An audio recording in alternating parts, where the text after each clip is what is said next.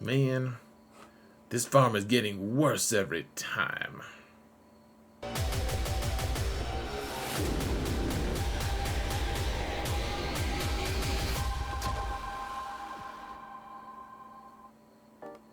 Hello everyone, and welcome to another episode of Zareth Prevails. There's a lot of things that have changed since the last of these videos that I made, and I want to talk about what to farm next because information has come out. It's just good to stay current on what should we should be farming, how to stay relevant and up to date on things. So let's real quick, before we do anything, I want to thank my patrons. You guys are awesome. Thank you so much for everything that you guys do. Really appreciate you. And just a reminder, folks, if you want fresh content every day, if you like this stuff, please hit that thumbs up button, comment, subscribe, mount the algorithm, folks. It's a good time.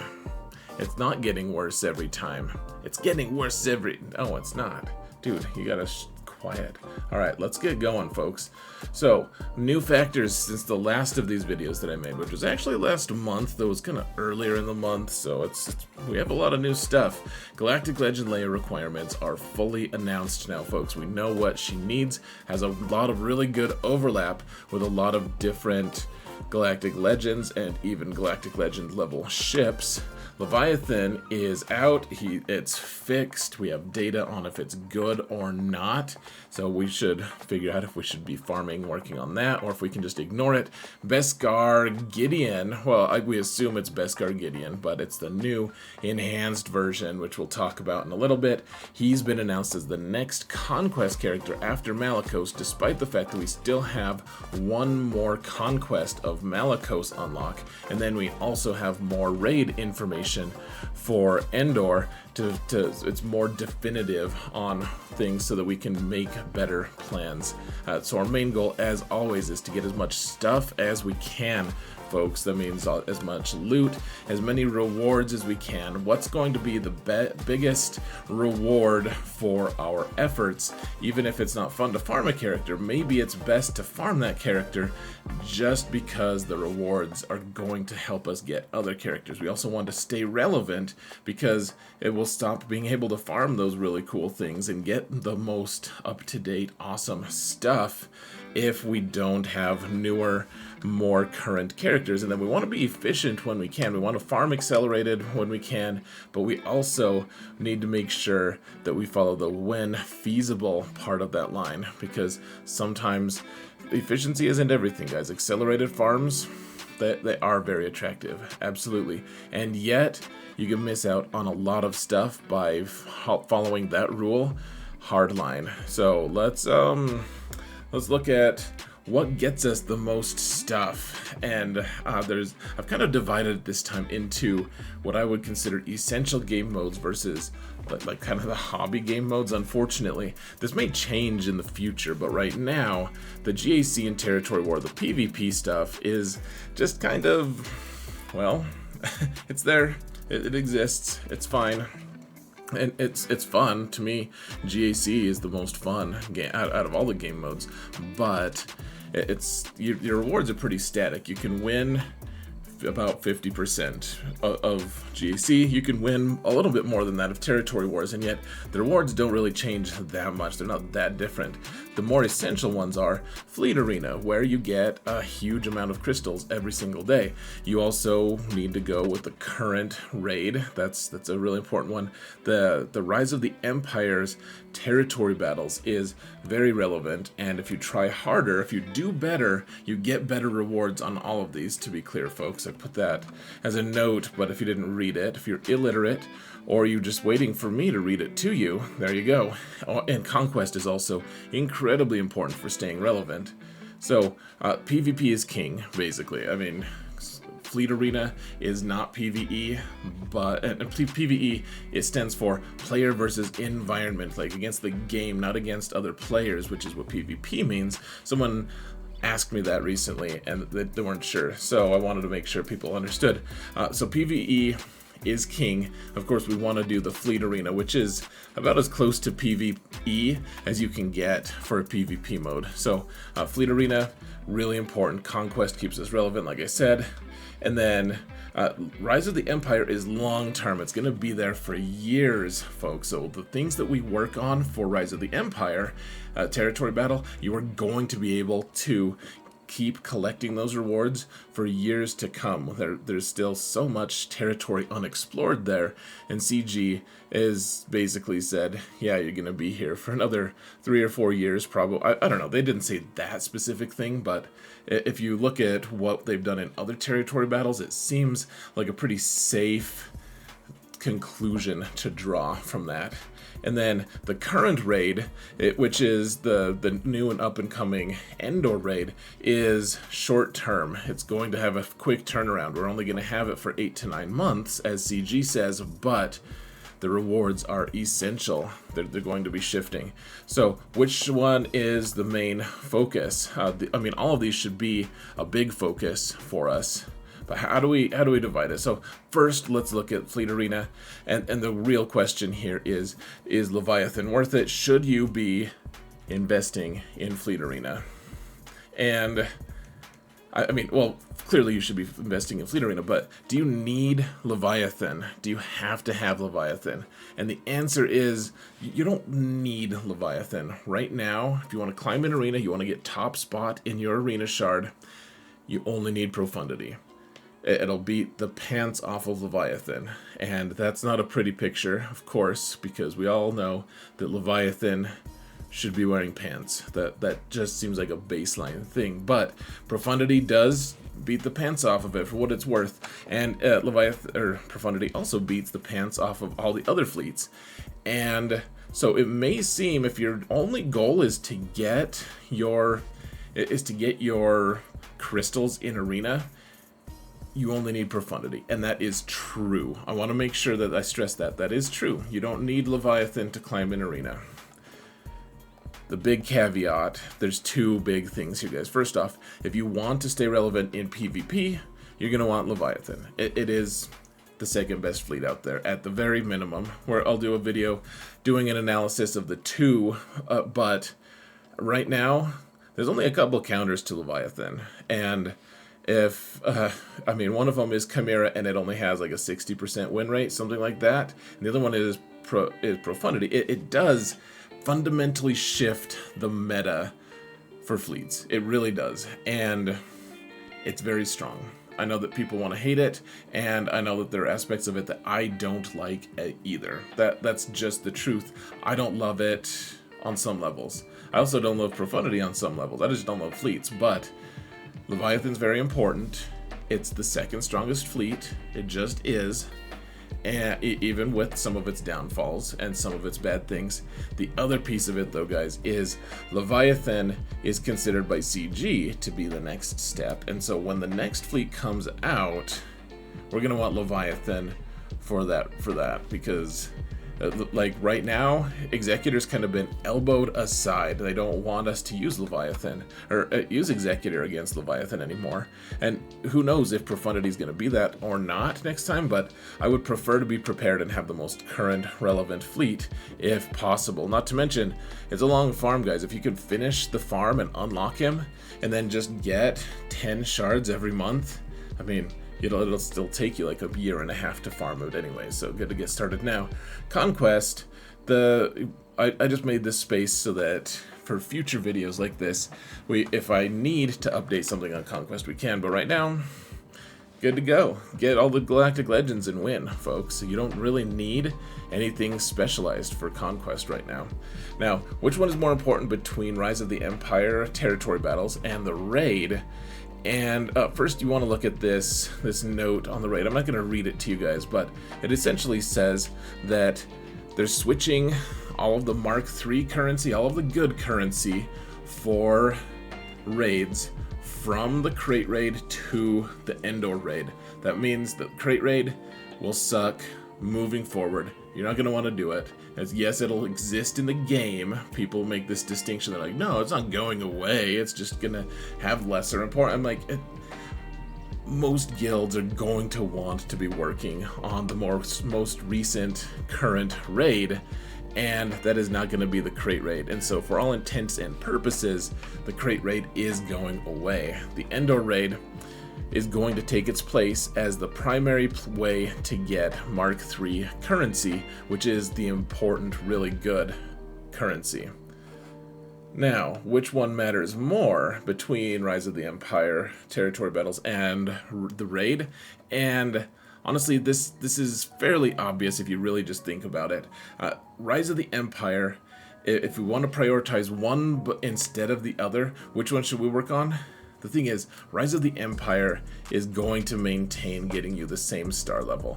If you neglect it a little bit, and you and your guild are like, okay, let's just coast, let's not do that much, you're still going to get very similar rewards as you move along. However, if you don't specifically target and intentionally work on the teams for the raid, you're going to have very bad results very, very quickly, moving from one raid to the other. So you need to prioritize the raid and all of the characters for it, because your guild is going to suffer, and you as an individual are going to suffer for rewards if you guys aren't working on staying relevant with the new raid.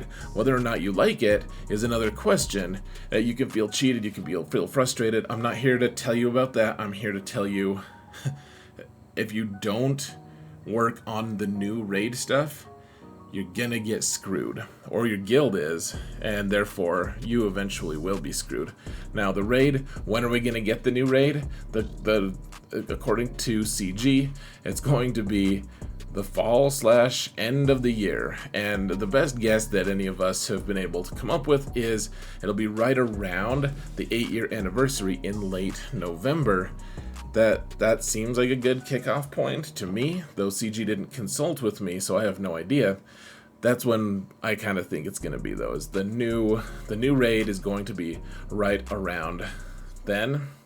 So we still have a little bit of time. We have diminishing returns working on a lot of these, on all of these current crate raid teams. Like if you want Tuscans or whatever for your own reasons, that's fine. I'm not telling you have to follow any of this. This is just my analysis, my take on which teams are going to be best. I would say in general, though, folks, we have a couple months left of the crate raid, and maybe you're really close to finishing a team and you really want to use it. That's why you still have a month or 2 or 3 maybe.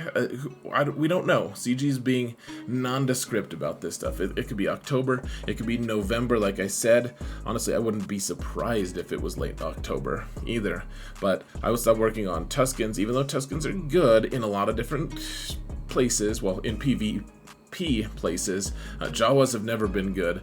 Mandos, certain Mandalorians that aren't that relevant, like Bo-Katan perhaps, maybe stop working on armor. If you already have Relic 5, then call it good, etc. And then Old Republic characters like Mission and Zalbar, you might not be using them in other game modes. I would just stop focusing on them. I would stop, pump the brakes, don't work on those guys anymore. Jabba, you'll note, is absent from that list because Jabba is a BAMF. Now, the raid, so we don't know what the raid's going to be like. Frankly, they gave this big spiel about how characters are going to like be turned magically into abilities, and we're going to put modding on the characters, and that will mean certain things, and it's this whole long spiel. I'll give you just one little blurb.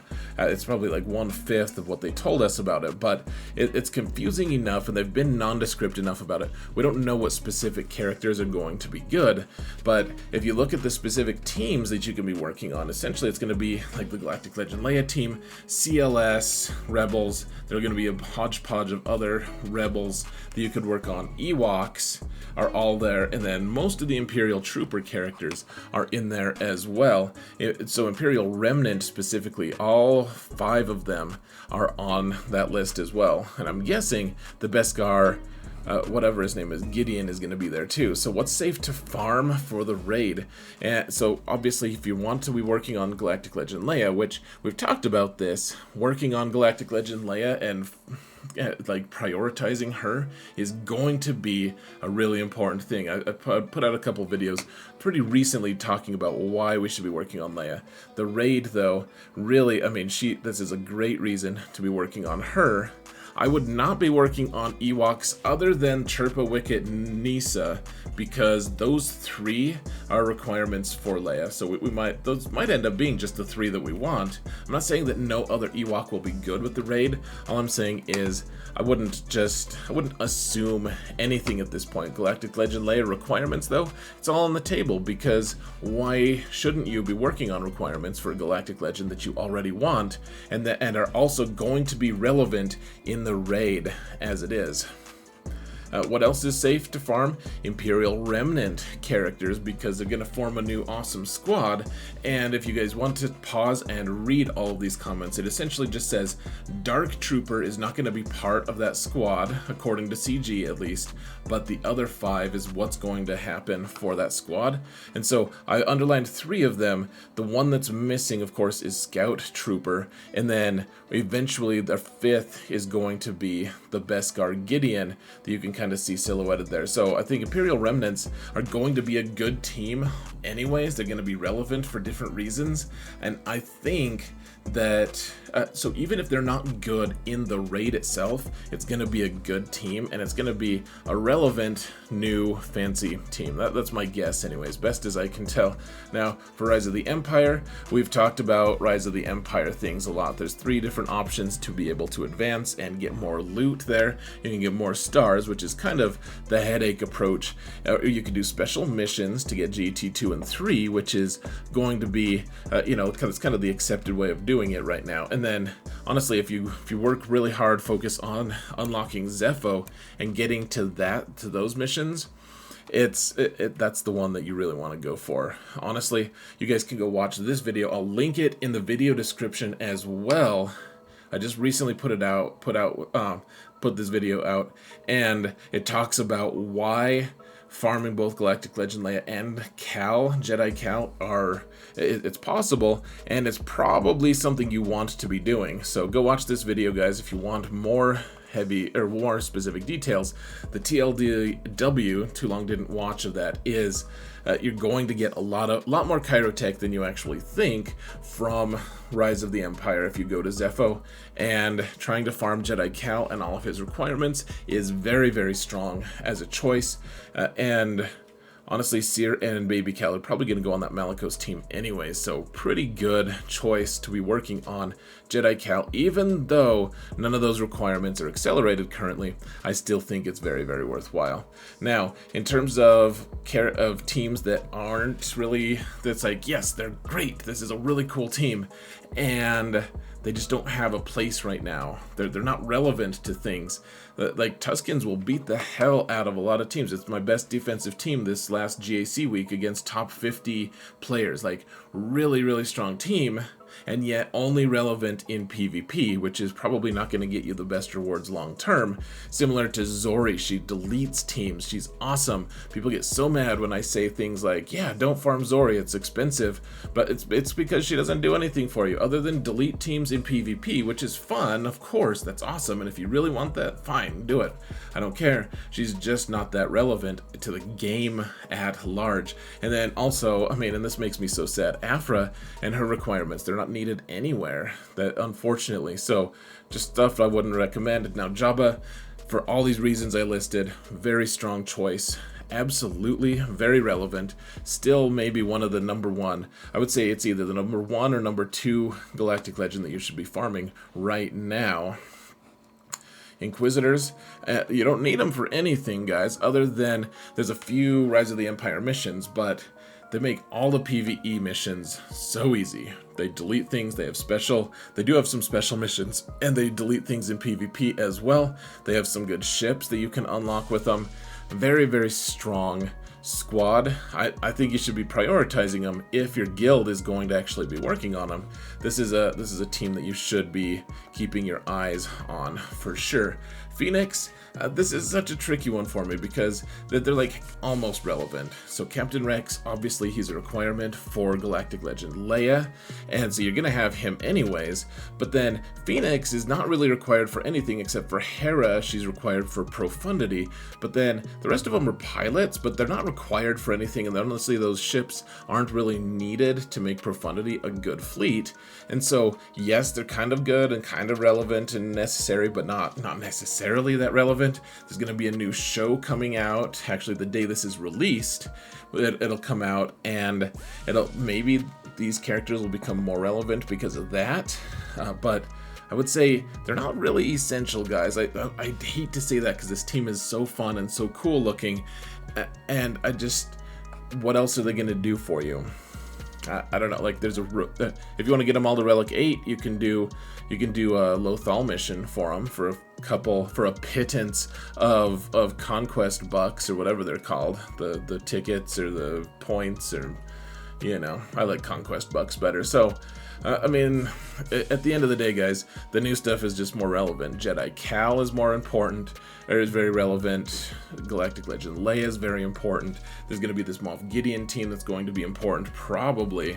And unfortunately, these are all the non-accelerated farms. And so what are the most urgent things? I would say making sure you have everything you need from the Profundity / Leviathan comp. You want Galactic Legend Leia requirements, especially on the raid characters, Jedi Cal requirements, so like all things that are not accelerated. I guess most of the Leviathan requirements are, except for the Conquest requirements, which is tough. And then other worthwhile farms: Imperial Remnant, Inquisition. Now, one thing I didn't mention here is Ahsoka Tano Fulcrum, because not only is she having the new show come out soon, she's also going to be part of that Seer Malakos team, which is going to be pretty good. I think she's going to be good on that team. I don't know for sure, but the Malakos team seems like the next level awesome PvP team, which makes me excited. I don't know if it's going to be necessary for anything, but it does seem like a lot of fun. And then, guys, once you've done all of those, every single one, then you're free. Just farm what you want. Yeah, like I gave you a reasonable list, but just my thoughts, guys, on this stuff. Go watch my video on why you should be farming both Jedi Cal and Leia. I think that's probably relevant. It's probably, I mean, you're gonna get a lot of stuff from Leia because you're gonna get all sorts of, I mean, go watch the video if you want. I don't need to recap it for you. But guys, this is the list. If I were you, I would check it twice. I'd do it like Santa. So thank you all so much for watching. Let me know what your thoughts are in the video description, or in the comments, or wherever, guys. Just send it to me telepathically or whatever. It'll be great. Anyways, also remember that in all things, Zareth prevails. Take care, everyone.